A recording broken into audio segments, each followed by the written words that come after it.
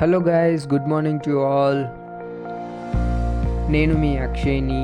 ఈరోజు కాలేజ్కి స్టార్ట్ అయిపోయాను. బ్యాగ్ ప్యాక్ చేసుకుంటానే కాలేజ్కి స్టార్ట్ అయిపోయాను. ఈరోజు వచ్చేసి డే 3. డే 3లో ఏమేమి క్లాసెస్ జరుగుతాయి, ఆ క్లాసెస్లో ఏమేమి జరుగుతాయని నేను మీకు క్లియర్గా ఎక్స్ప్లెయిన్ చేస్తాను ఈ వీడియోలో. ఇదే నా ఫస్ట్ క్యాంపస్ IIHM. ఈ క్యాంపస్లోనే మేము ఎవ్రీడే అసెంబ్లీ అనేది జరుపుతాము.